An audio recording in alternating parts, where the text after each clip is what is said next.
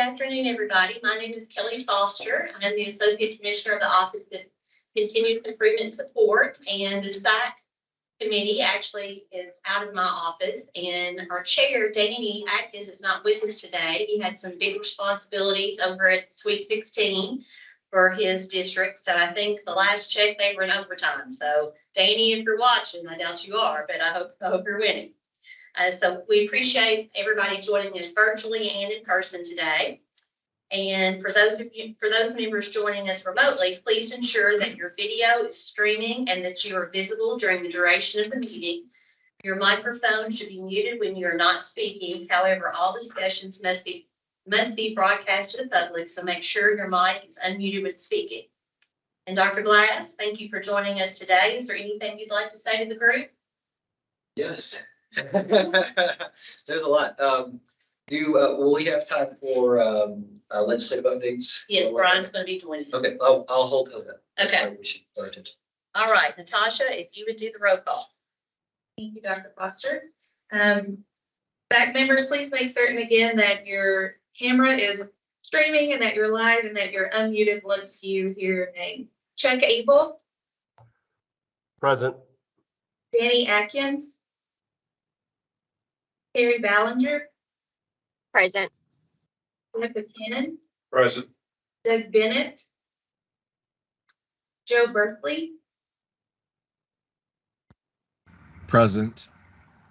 Tom Cochran. Present. Matthew Constant. Robbie Fletcher. Present. Michael Ford. David Gilliam. Present. Stanford Holbrook. Damian Johnson. Mark Kopp. I am here. Matthew Madding. Present. Misty Middleton. Present. Marty Polio. Jason Radford. Patrick Richardson. Wayne Roberts. Tim Spencer. Present. Bill Thorpe. Present. Robert Tuck. Present. Henry Webb. Present. Leonard Whalen. Present. Foster, that concludes. Roll call. The first item of business that we need to do today is to approve the September minutes. You were emailed a copy of those minutes, and also those are in the chat. So if you need to take a minute to look at those, if you haven't already, and then I will ask for someone to make a motion for approval of the minutes.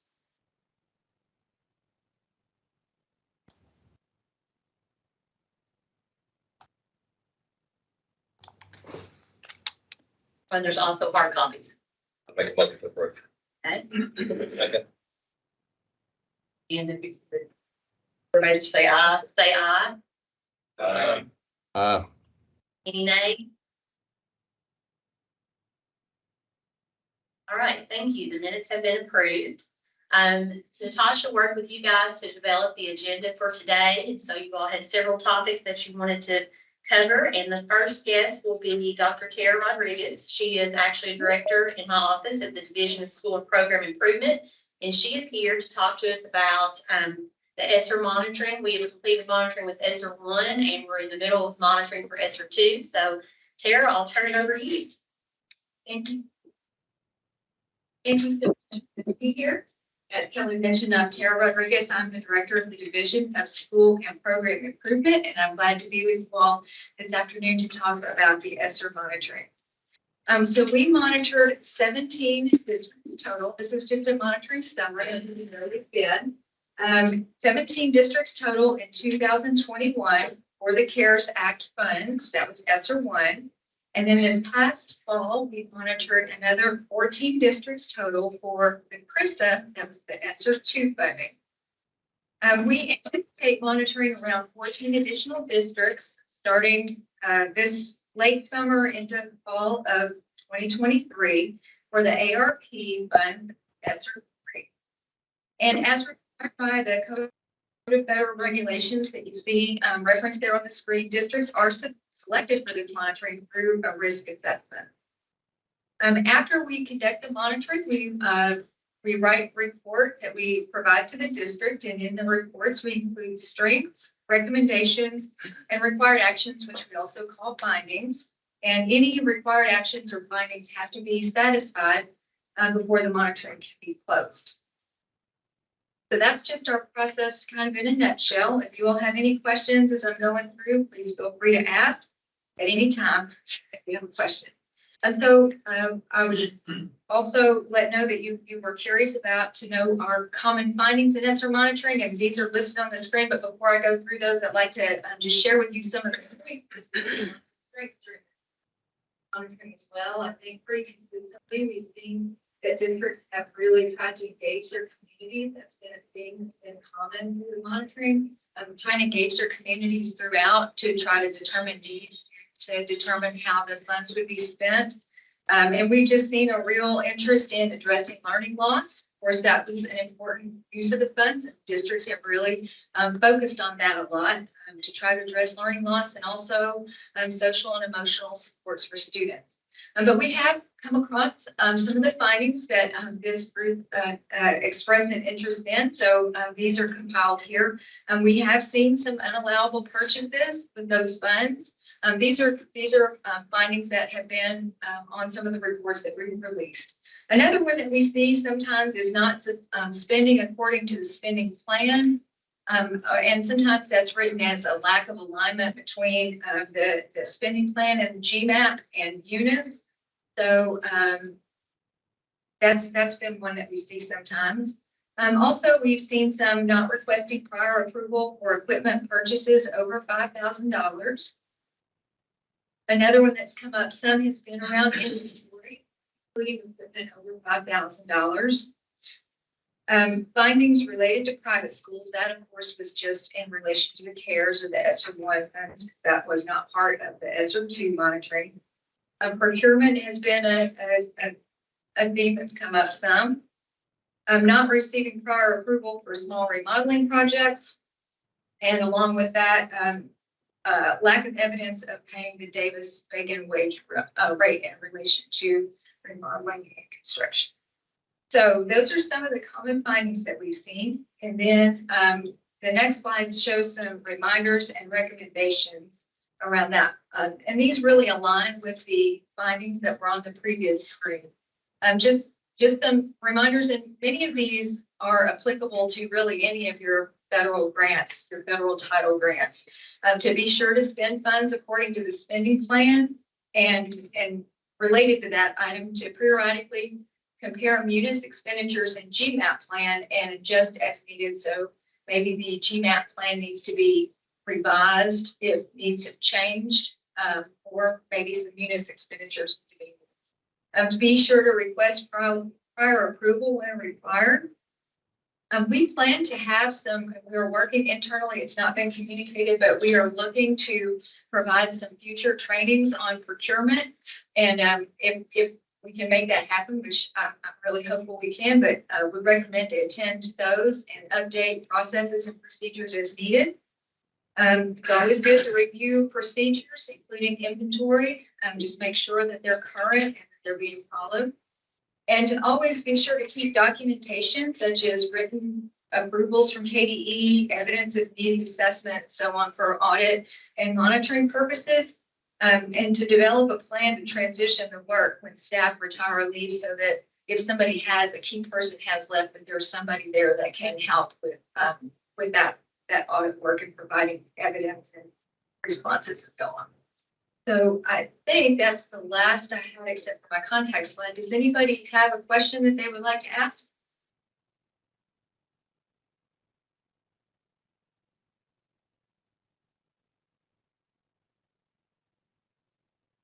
All right, thank you, Chair. Thank you.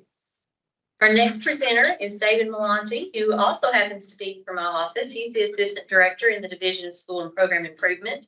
And you all had some interest in hearing a little bit more about the monitoring protocol for consolidated monitoring. So David, we'll turn it over to you. Sure. Again, David Melanti, I'm Natasha's counterpart on the other side of Tara's division. So On the agenda today, you'd asked for some information about the consolidated monitoring that we kind of head up in our division.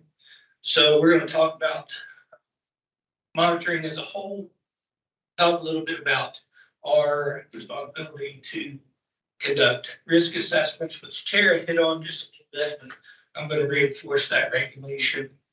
Discuss consolidated monitoring, the risk assessment itself, what's in there, what types of things are we looking at, and then any questions are fair game today. So just want to clarify that for the department, monitoring means a lot of things. Anything from conducting a risk assessment to looking at munis budgets to improving applications. There's a wide range of activities that occur on that spectrum.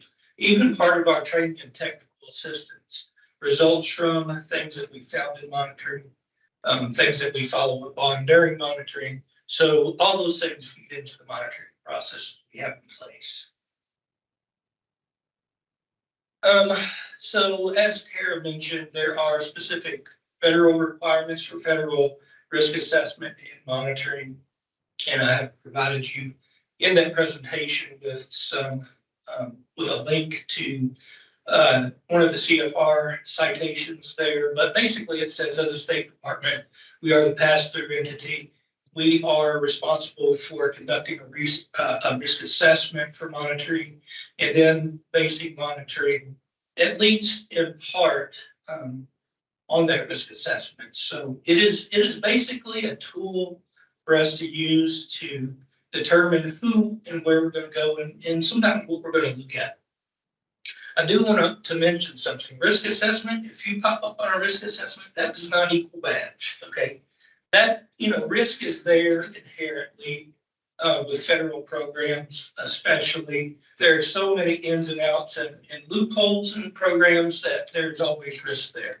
So just because your name or district pops up for monitoring does not mean bad. Okay, our goal in monitoring is to provide some technical assistance to districts. We are looking at some compliance-based things. We also try to draw out strengths from schools and districts. We try to pass those along to districts who might benefit from those, and we do also sometimes make recommendations, have findings and actionable items with those.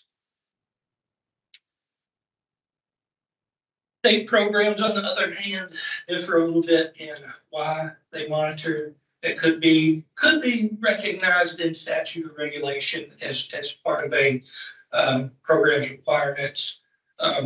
Other offices outside of our division have other programs, so they also monitor based on what they see their needs are, especially when that comes to state level programs. So you'll see the list of programs that are involved in our consolidated monitoring process right now. There's one that should be added to the end, and that is the diversity, equity, inclusion, and belonging folks. They are actually going out and doing some monitoring on diversity and equity and providing some information back to selected districts that are involved in the consolidated monitoring process. To give you a little background, consolidated monitoring was started in the 2011-12 school year under former Commissioner Holliday as a way to, number one, reduce the number of consecutive visits coming out of the department and impacting districts, and number two, to work on some collaboration across the programs that were involved in that process.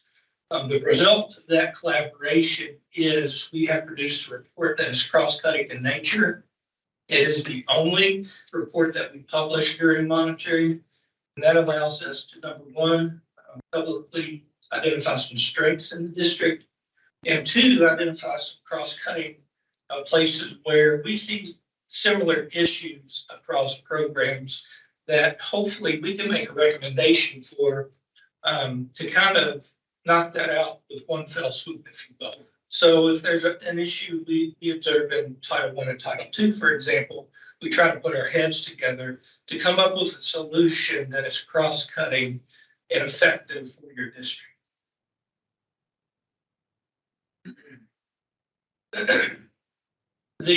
So just to continue with the purposes, again, we initially were directed to come up with a process to reduce the number of on-site visits conducted and provide some technical assistance before and after. Collaboration, that is key as part of this process. And then as part of that collaboration, identify successful challenges, cross-cutting themes, and solutions. So in our consolidated monitoring risk assessment, what we have done is, it's a pretty big document. What we have asked each program to do is we have a core team member from each one of those programs represented. We've asked each one to develop with their staff the things that they would feed into their own risk assessment. And then what we did was came together as a group and said, hey, we have the same things here. Let's put these into sort of a cross-cutting piece of that risk assessment. So it's multifaceted. There are cross-cutting themes, and then you have individual program risks. What we do is everybody feeds a score in for a selected set of districts. We do have them broken up. We have districts broken up into, I think it's 4 cycles. So on the cycle year, if you're on there, you get a risk score across all those programs. Those things might include anything from local audit findings to how long have you been in this position as a Title I coordinator or federal programs coordinator? Level of budget, unspent funds, those types of things are taken into consideration. If you take a look at the risk assessment itself, it's about 15 tabs long. It includes everything from definitions to each one of those program risks and including the consolidated risk tab. It has some tools built in to automatically transfer all the scores over. So it's a pretty in-depth, well thought out and continuously improved tool. Okay, Tasha. So what we do is we take that cycle of districts, we bring the scores together in front of that core team of representatives. We will take a look at the top 15 scores. And again, that doesn't mean bad. It just means there is a risk there. Okay. And we use that as a tool to make some selections. Typically what happens is we are going to select the top 15 or so districts. Sometimes through conversation with that core group, we may go off cycle. We may go down the list a little further because there may be discussion of a certain district within that particular cycle that didn't pop up within the top 50. To give an example of that, there are districts that, while I've been here for 15 years, may have been monitored once in those 15 years. So that district may be popped up to the top, just as a risk factor itself. So again, we usually pick about the top 15. We'll run those through leadership approval. Kelly gets a look at those, says move ahead, take this one off because of X.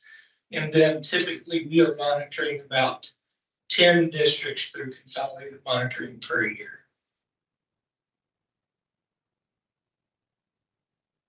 Any questions that I can address? Anything? I saw something come up in the chat, Natasha. Issue with the slide, so Okay. we're good. Well, if you do have questions, please reach out to me. We're working through the process. We collect survey data every single year on our performance out there in the district, everything from how personable were we to did you get something great out of it, or what concerns did you have? We have a Plan, Do, Study, Act that we annually we do distribute all those separating results to the programs. They can see what was great. And we continue with that work every year. So Thank you. thank you very much. I do have I guess a couple questions in relation to our audits and stuff. You know, as I've kind of looked at what we've went through here in our district, and as I've talked with other superintendents and stuff too, I guess the big question that we have is, or at least I have, I'm not going to speak for anyone else, is with these audits, are we, there's some discussion out there about whether or not we're kind of, they talk about floors and ceilings. Are we doing these audits kind of at a floor instead of a ceiling now because of kind of coming out of COVID? When we're looking at working condition goals and stuff like that and situations for our teachers, it's pulling away from people having to do these audits rather than be in the classroom with teachers or help with training, those types of things. And I guess my other question is this something that we need to address as superintendents with our legislators at the federal level to try to lobby to kind of cut through some of this red tape stuff that we're experiencing that's kind of hindering the performance of stuff that's impacting as far as students? Or so just interested in some feedback on that. Sure, I'll chime in on that since Dave and Tara are both up here taking the heat. They're in my office. So we feel your pain just the same way. You know, it's not a secret that right now Kentucky and I believe Washington State are the two states that are being audited, monitored by the Inspector General around ARP ESSER funds. And so we started that process last August with them, and it's still ongoing. So we understand that going through the monitoring process or going through an audit is a lot of extra work because, you know, we get monitored at the federal level as well on a regular basis. So I hear you. I understand what you're saying.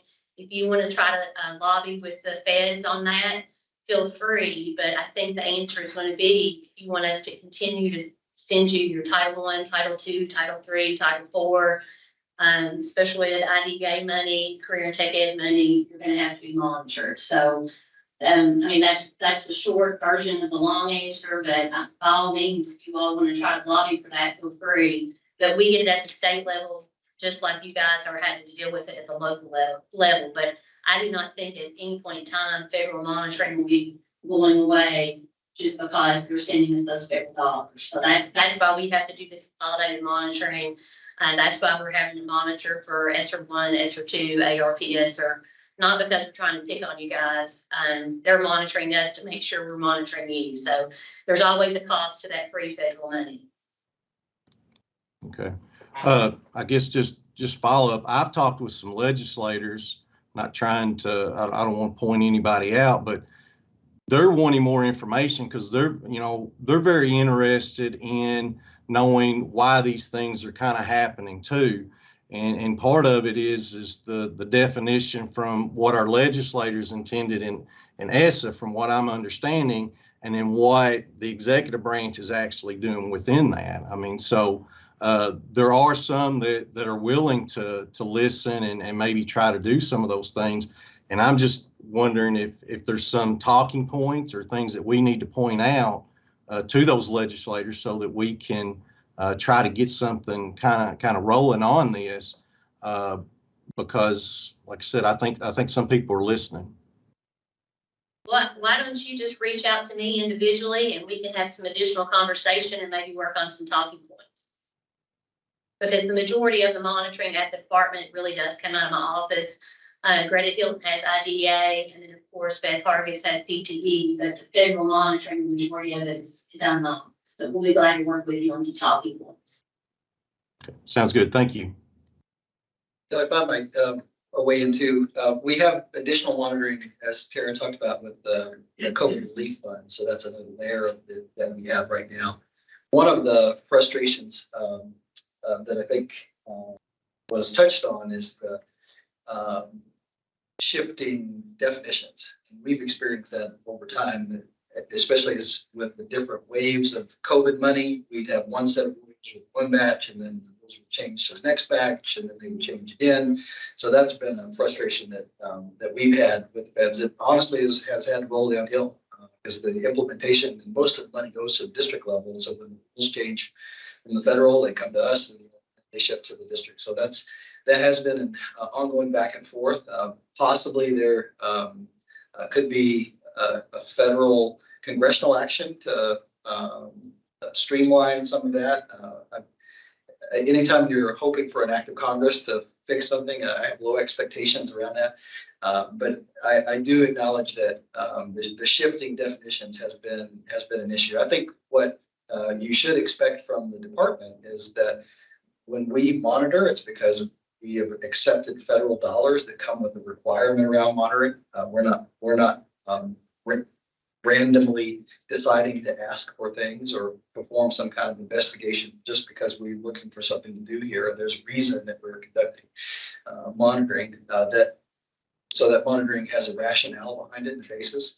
The monitoring selection process is fair and transparent. And so you've heard about the risk assessments associated with that and how that happens. So it's not the case that we identify districts that we don't like. I'll say for the record that we like all of our districts. We like some of you more than others, but we like all of our districts.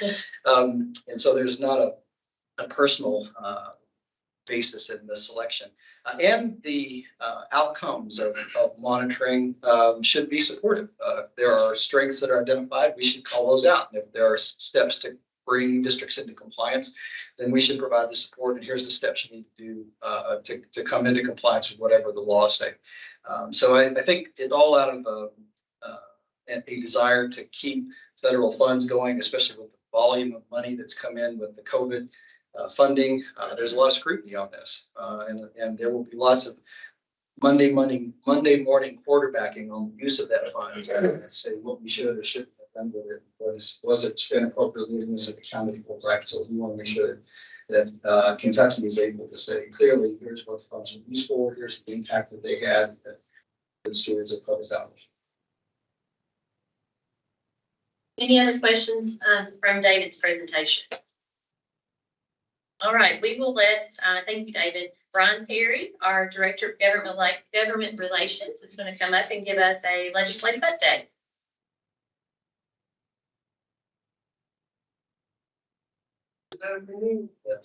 Just as Brian's getting started, just to close out on the monitoring, just as we look to the federal government to be consistent in its application of regulation and statute, I think it's fair for our superintendents and our districts to expect that of the department. If you feel like we have changed an interpretation of something without explanation or without reason, then we need to talk about that. So sometimes I hear that that's happened, and I want to know those situations and find out from our staff what was the basis of that change. So you should expect consistency from us. If there's some reason for a shift or an interpretation change, there should be some basis for that in regulation.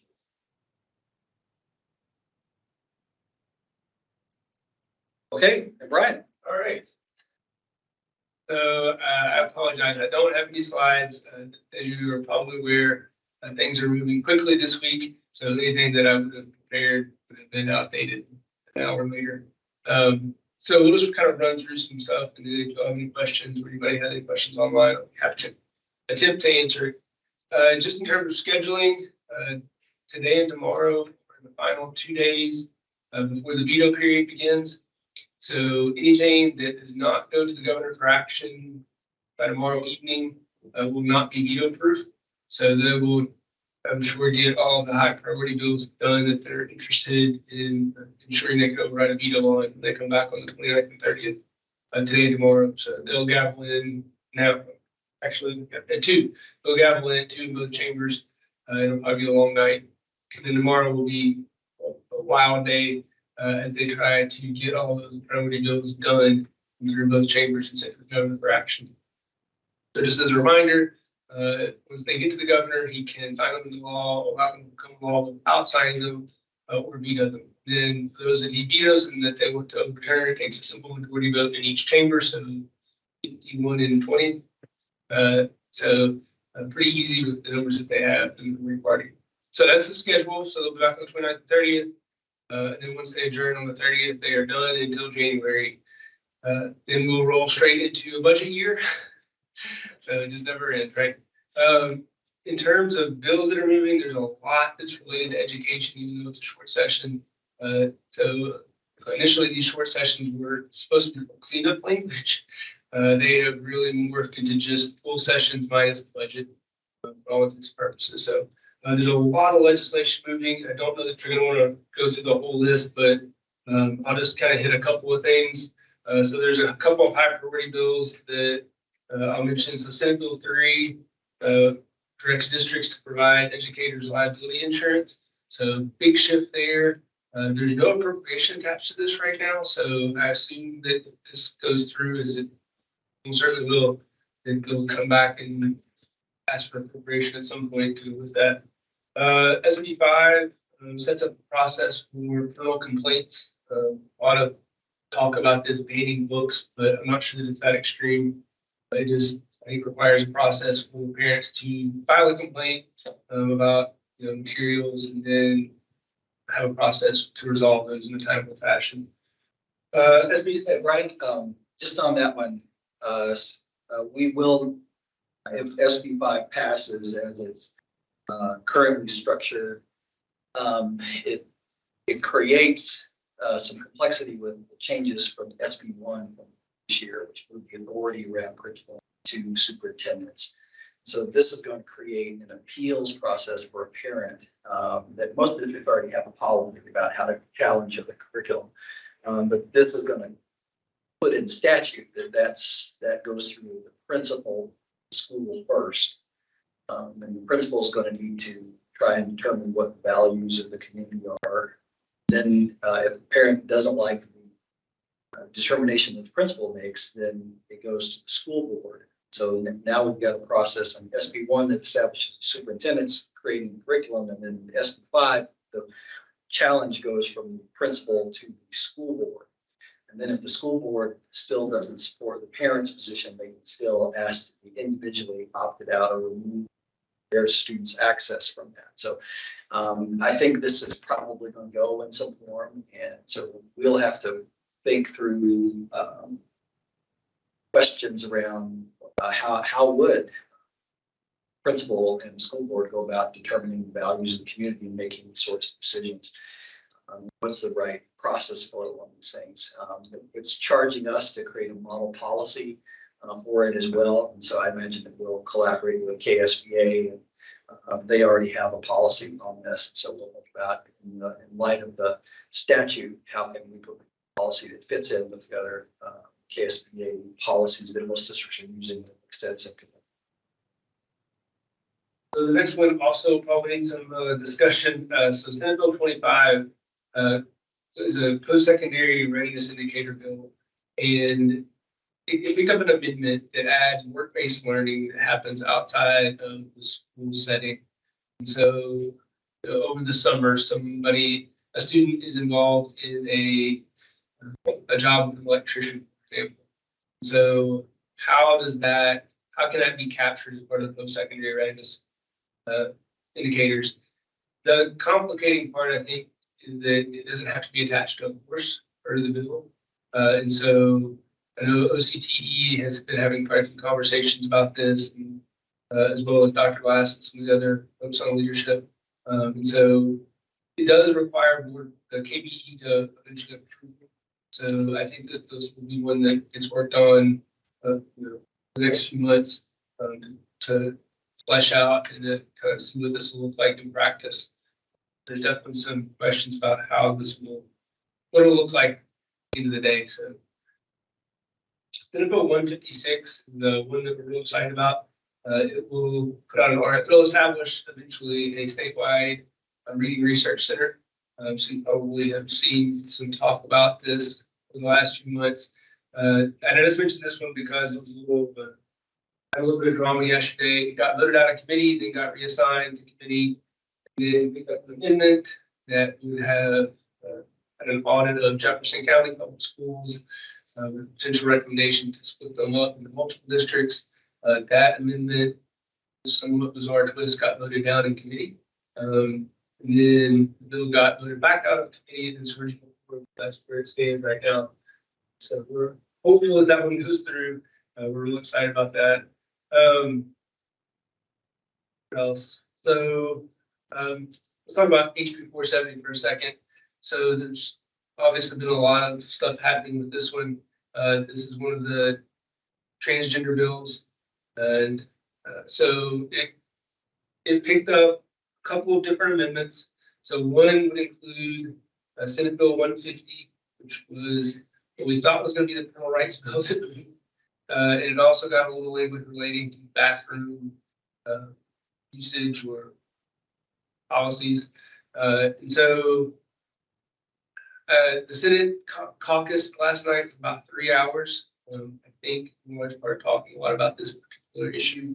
Because when they got back, there were a couple of amendments filed that would really pare it way down. And so we'll see what version of this moves. It seemed like Stivers indicated yesterday that they would take action of some sort. So we'll see if one of the pared down versions goes. It's hard to say. And also, if that does happen, then I think it's probably likely that I need to look and see if SB 150 has enough readings to make to the governor for action by tomorrow or not. I think it does. So a lot of, as you can see, there's just a lot of moving parts in these last couple of days before the veto period. House Bill 13 will extend the time between physical exams for your bus drivers from 12 to 24 months. I think 24 months is the federal guideline. So bringing in line with that, some districts were ending up in a situation where the 12-month requirement, they were having to have exams more, like before the 12 months was even up, on schedule. So that should help districts. House Bill 32 will allow for the hiring of classified staff by high school diploma as long as there's an option for them to pursue that in the cost. I know there's been a lot of talk about the potential for partisan local school board races. It appears that that is not going to move forward this session, but I would not be surprised to see this reappear next session. So encourage those that are interested in that to keep paying attention to that. One that we did not think was going to move, that started to move, is House Bill 174. This is a constitutional amendment related to public funding for non-common schools. So it could go to privates, could be a voucher, it could go to charter. It opens the door for all of that. If it were to pass, it could not go on the ballot until 2024. So it would be on the ballot a year and a half. So it's a long way out. So this is another one that I kind of not hesitant about. So when it got filed, because it wouldn't go on the ballot for another year, I thought that this would be one that they bring back during the 24 session. It was one that they were interested in putting on the ballot. But I think there's a little bit more to it with the recent history of ballot initiative, constitutional amendments not being voted down. So I don't know how willing they're going to be to put more on the ballot anytime soon. So we'll see.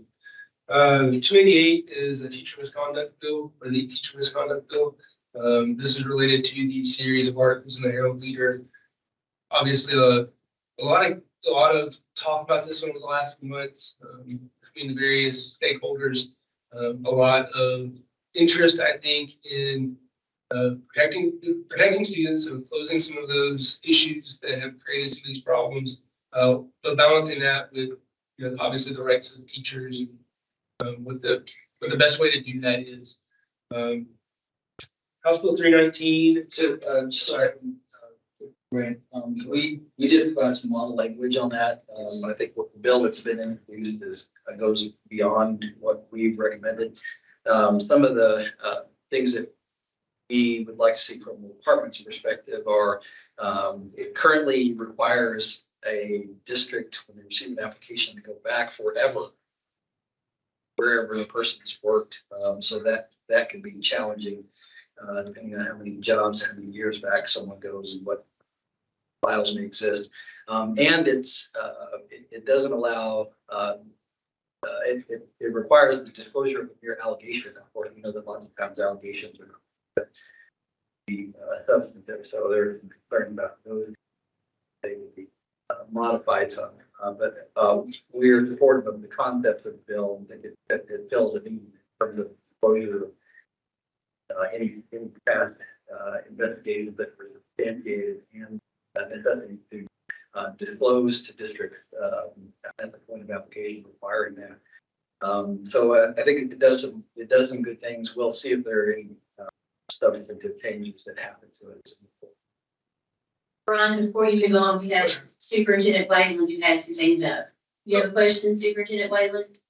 Yes, real quick, Senate Bill 32, you mentioned ability to hire the classified staff without a high school diploma or GED. Did that pass both houses? I wasn't sure on that. Yep, so it is on consent in the Senate right now. Okay, very good. So it looks like more than likely that's going to go. Yes. All right, thank you. Superintendent Fletcher? Yes, Senate Bill 7, I guess there's been some communication today. I guess it has a sub that's been added to it that deals with any type of payroll deductions towards electioneering or organizations that may contribute to electioneering. I think there's a House bill that goes along with that. How does that include everything from KEA to KASA dues? What all would that include if that passes? I'll have to get back to you on that one. I'm not sure off the top of my head what all that might include. We can certainly look at it and get back to you all. What was the one that has to do with the liability? Is that the same bill? Or is it something No, else? it's different. So that's SB3. Oh, well, sort of related.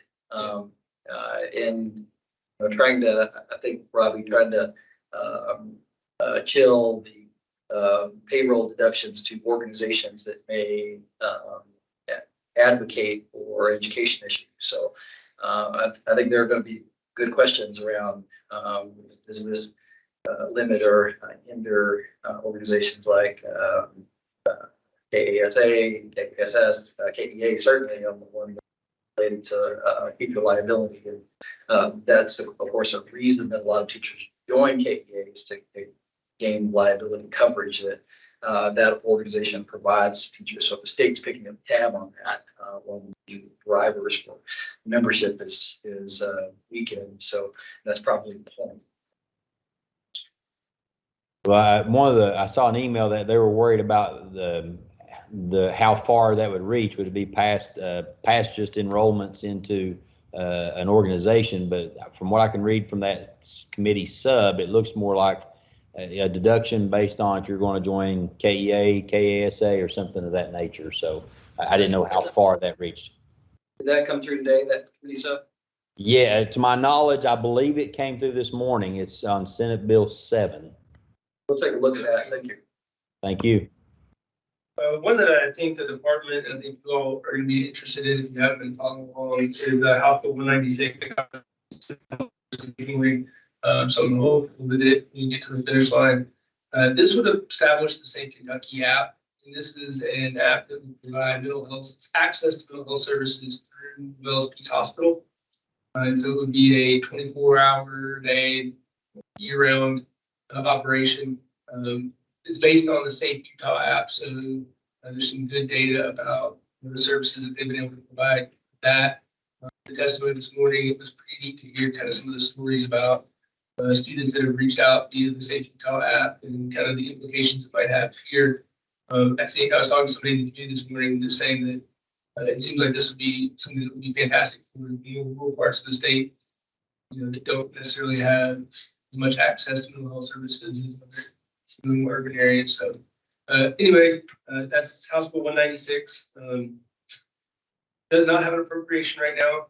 So U of L each hospital raise the money that they need for this to start. I think they're gonna kind of do a slow rollout. Maybe a pilot program and then slowly expand. So start probably with high school students, add middle school. Save Utah now goes all the way down to elementary school. So I think that eventually they would like to do that, as well as potentially adding on the secondary students at some point. All right, House Bill 538 will be the student discipline bill. It's being amended and tweaked as it goes. So I know a lot of people have probably had input on this one as this moved along, but it looks like that would be the student discipline bill that goes to the owner for action eventually. House Bill 547 is the First Amendment right bill. And that's related to some coach out in Washington State that prayed on a football field after a game. It's for a court case relating to it. Yeah. So that's a quick rundown of some of the happenings right now. As you hear, things are moving quickly, so we'll see where things are tomorrow evening. Once they gavel out, we'll have a much clearer picture then. They can send bills to the governor the last 2 days of the session, so the 29th and 30th. So don't be surprised if you see some of the less controversial bills kind of sit until then, as they try to manage all of this. So like that Safe Utah app bill is unlikely to get a veto. So it's one that they might wait on. It's kind of a good example. But don't panic if you don't see it move by tomorrow night, is what I'm saying. I'll weigh in just with a couple of things in addition. Brian, there are a couple of things that aren't there that we're not seeing bills on. Is some kind of supports, significant supports around the teacher workforce. There is a bill that Representative Tipton introduced that I think he would say is some steps along the way, but I don't believe it's going to have any material impact, at least not in the immediate sense, on challenges that our districts are facing when it comes to recruiting and retaining staff. So I think the struggles that we've been having in filling vacancies, the increased reliance on young staff and on retirees and emergency certifications is going to continue. The very applicants that you're seeing is going to continue and help us not in the way.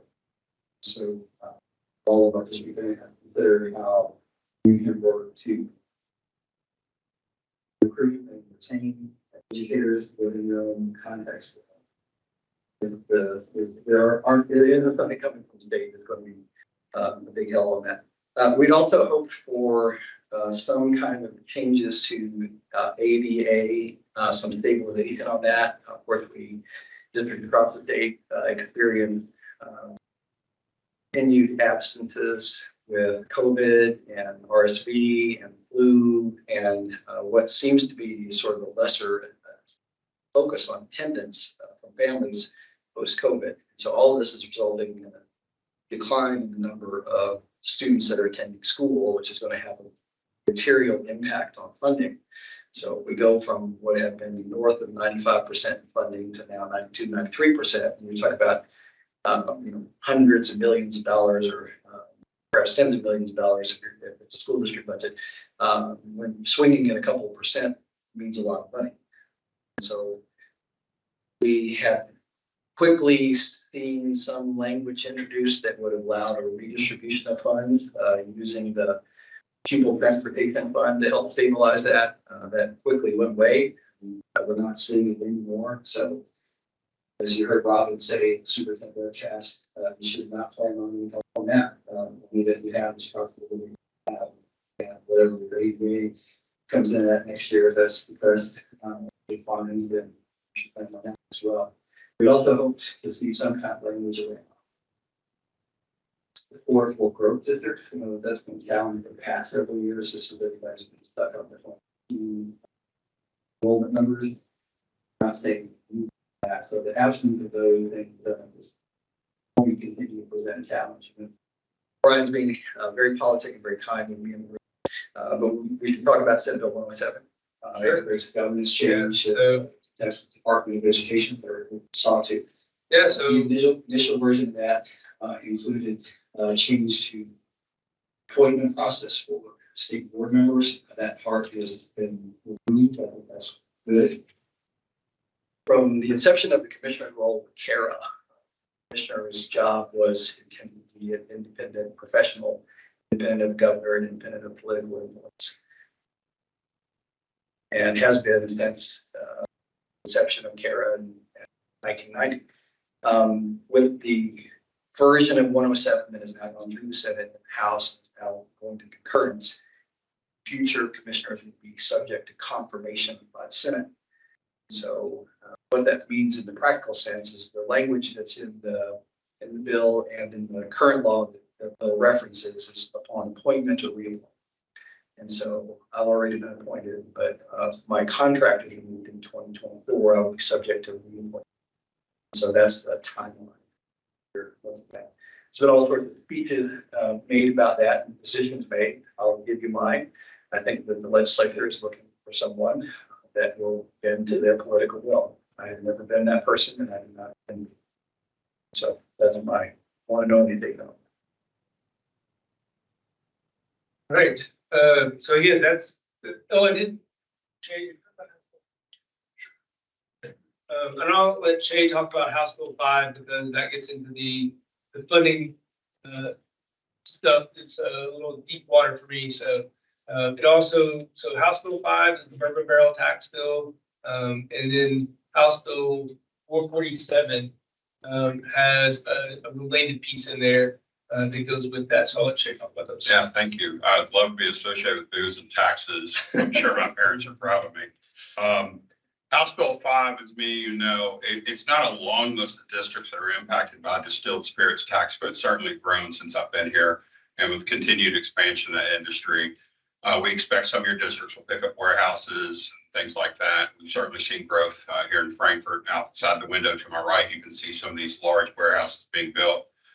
So there's been a large push. We had heard throughout, I think, summer that there was a task force, and they had sort of hinted around this distilled spirits tax, aka the bourbon barrel tax.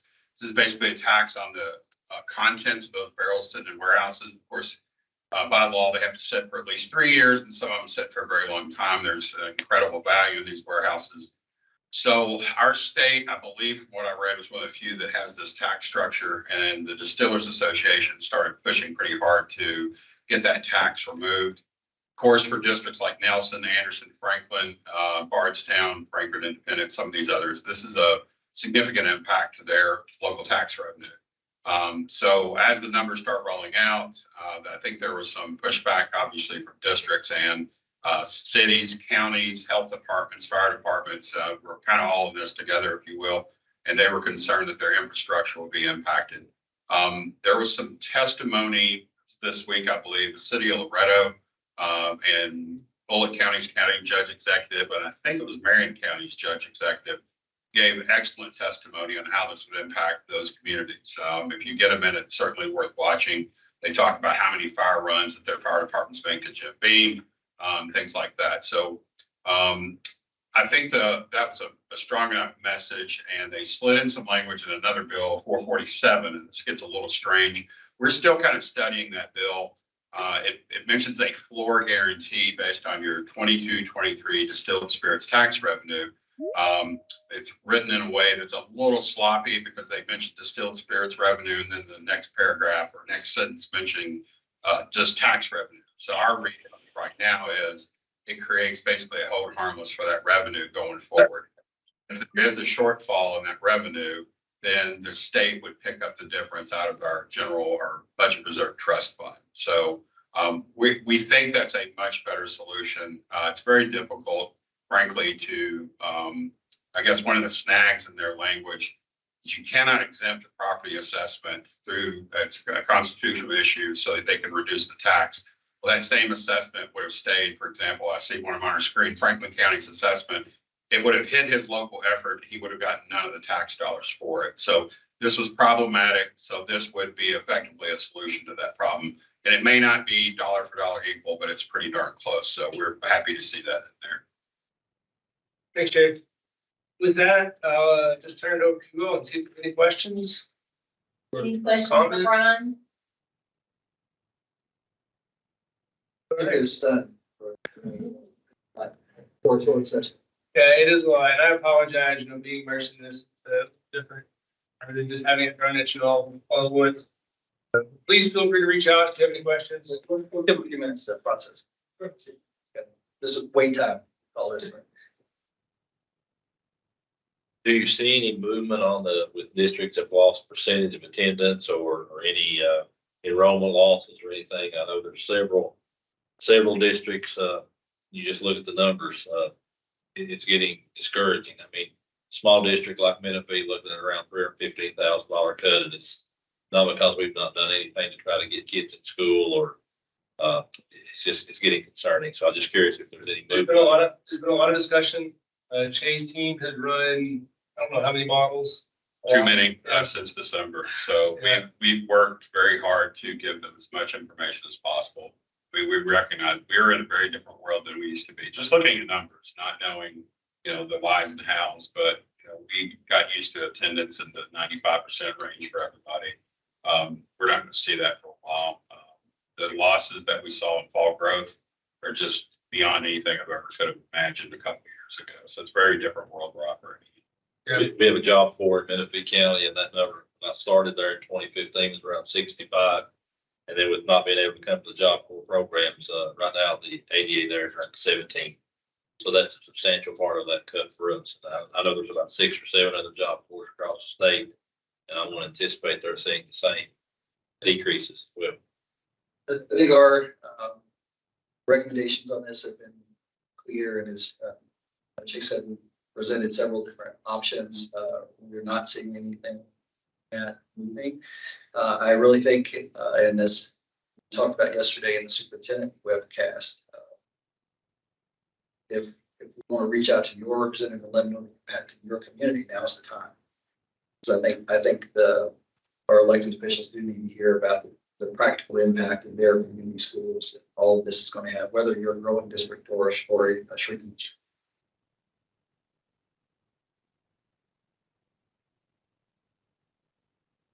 Thank you, Brian. Sure. We will now go to our last presenter, Shay Ritter from the Division of District Support. So Shay, update on facilities and House Bill 678. Sure, I'll try to be a little more positive now. And this is a totally different topic. I think some questions were sent to us about two sort of related topics, I guess. One is some language that was in House Bill 678 as it relates to extracurricular facilities and how you could use your restricted funds for these. So we went back and looked at the bill. If you're deep into the weeds, it's Section 5. This act may include extracurricular facilities, which can be in any priority in your district facility plan. Our read of this has been and continues to be that these extracurricular facilities are basically your athletic facilities. It's pretty limited to that. So and necessarily for all intents and purposes, you don't necessarily have to move these up to a priority 2 in your district facility plan. That takes actually some movement with your local planning committee. You basically can use restricted funds for athletic facilities. And this was obviously a big part of the House Bill 678. We still feel that's a good interpretation of that bill. And one of the bills that's out there, and I don't think it's moved very much, I think it maybe left committee, was House Bill 421, which looks to be a part 2 of House Bill 678. So if you're interested, certainly go out and look at that. I'm not quite sure where that is right now off the top of my head. I haven't looked at it today. The other question we have is about some work we did over the summer with a little different group, the Capital Planning Advisory Board. This is a group of some representatives, Representative McCool, that some of you may know, and the state budget director, John Hicks, and some other members of the executive branch. They had some questions about the cost of construction and how it's been accelerated. And I heard some numbers yesterday, I think out of SFCC's presentation, that just not terribly long ago, we were talking $260 a square foot. Now we're well over 400 a square foot. So things have definitely got more expensive. I know it's not shocked anybody. But this group really wanted to know which projects were sort of ongoing, but it ran into the gap, which is where, you kind of extended your bonding. You can't really do much else locally, but you still have this additional cost that you can't really fill that gap. We started, I want to say it was June or July, went back in September with some revised numbers and kept kind of pushing it forward. This week, I sent another updated list. They wanted to add a couple more districts to that list. So we sent that to Representative Cole. Right now, the gap price tag stands somewhere around $350 million, which is not small. But we think by kind of planting that seed now and hopefully heading into budget of next session, it has some traction. There are a lot of districts, big and small, included in that list. A lot of good projects. I think Representative McCool was very interested in learning a lot about this. He asked a lot of questions. He was very engaged, and we would ask him what he was looking for, and he really had done his homework on this, I think. So a lot of credit to him for kind of keeping this going. But it's more about educating across the river sometimes and getting that idea planted in their head so that when you go back and start talking to them again, and hopefully in the conversation we heard yesterday at the SFCC, they mentioned interest rates have unfortunately moved up, so that slows construction down and increases the cost yet again as well. So hopefully we get some decent news out of the markets and things that kind of slow things down. We have gotten better feedback on supply chain issues. That seems to have calmed down a little bit as well. So, but that's sort of my update for that planning or the capital planning advisory board. Not really sure what's going to happen with that yet. So we haven't heard a lot else about that lately.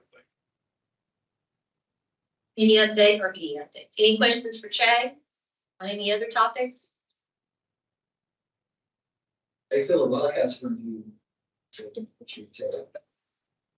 a Louisville fan, so I understand. I understand seasonal depression now and lots of things. No, I'm glad to see basketball season. I like the tournament anyway. Eric's in it, but it's entertaining. Well, we can all be happy that UNC is. Did we have a Woodford team before? Woodford won, so Danny. Congratulations. Okay, we'll take a few moments to see if there are any questions around anything else that wasn't on the agenda while we have the commissioner here.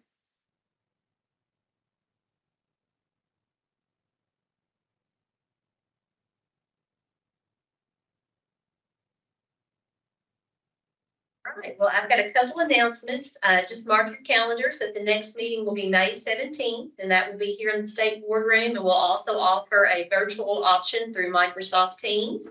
And if anyone would like to make a motion to adjourn the meeting, now is the time to do. Oh, hold on. And if I might just add, I know that Danny reached out ahead of this meeting and asked about sort of the structure of how the agenda is put together. And we communicated with them that really it should be based on what the superintendent is going to talk about. So the agenda that you have today was put together through Danny reaching out and asking if people were interested in hearing about it, having a conversation about. So we want to continue that. This is an opportunity for you to advise us and us to listen. So please, as we go forward and any topics that you want to raise up and talk about, any information about, we're happy to provide that information, but mostly we want to hear from you.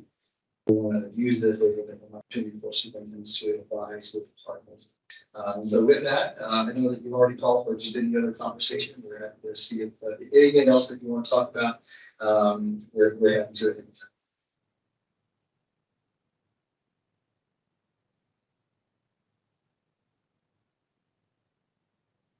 Motion for adjournment. I will make that motion. Lenny Whalen, I second that. All in favor of adjourning? Uh, Any opposed? All right. Well, thank you all so much for joining us in person and virtual. Have a great day.